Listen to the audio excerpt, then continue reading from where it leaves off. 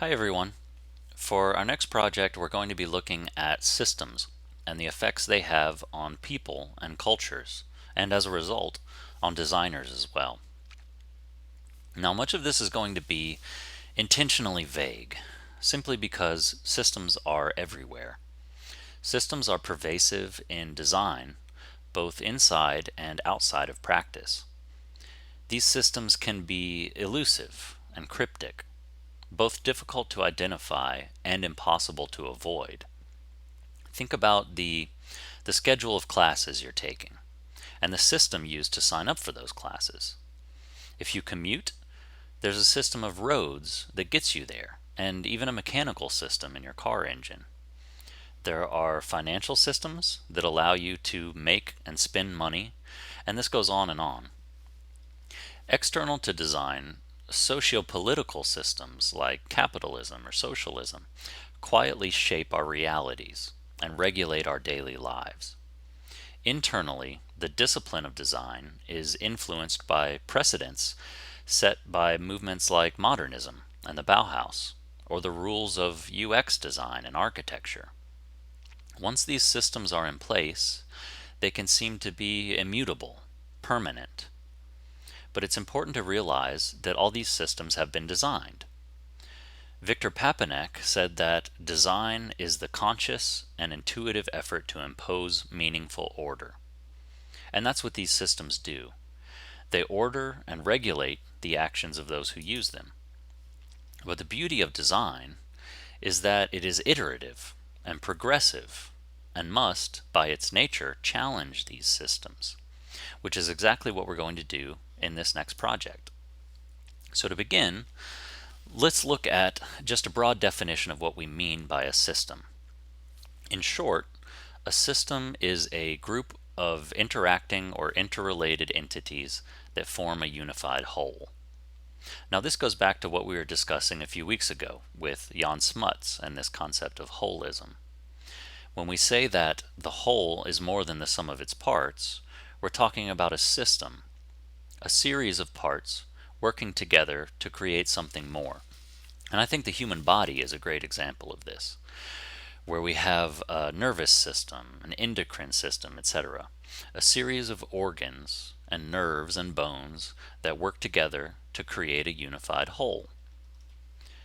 But what's important to understand here, especially from the perspective of design, is that systems do not only bring elements together to enable actions, they also restrict actions.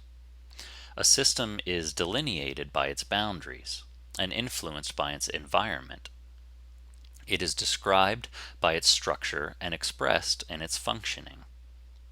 To go back to the example of roads, roadways allow you to drive to your destination, but they also restrict you from driving up on people's lawns. The systems that exist in different cultures have been influenced by the norms and traditions of those cultures. But this is also reciprocal, as these systems in turn affect the culture that created them. So think about the systems of social media in this country, something like Twitter, for example. We had a cultural desire, a need to express ourselves in short messages that would be broadcast over the internet to whomever wants to listen. Twitter restricts the number of characters you can use, which has become a defining feature of that system. The popularity of this has now begun to impact the way our culture functions, with organizations and people as high up as the president using it as a method of disseminating information or misinformation. So we can see this reciprocal relationship, that for our culture to change, we needed a system, a designed system, that would impose meaningful order, to allow people to accomplish their goals while restricting them from anything more. This is the power of design, and in particular design studies. Hopefully you've begun to realize this as we've gone through our previous projects looking at products and places. Designers possess the ability to enact cultural change through the creation of new systems or the alteration of existing ones. But to do this, you must first understand the needs and values and traditions of the culture you're working with, so that your designs will be culturally relative. So for this final project, I'd like each of you to research a system that does this, whether it's healthcare or Amazon Prime. Find a system that was created to fill a cultural need and in turn is now changing the culture that created it. This could be an American system or Chinese, really any system, anywhere. In the coming weeks, you will be individually researching the factors surrounding this system. So the cultural, economic, and political influences that create the demand for this system and shape its processes, the impact of this system on those who use it, and whether or not this system is ultimately sustainable. So to get started, I want you all to open the group list spreadsheet on our Moodle page.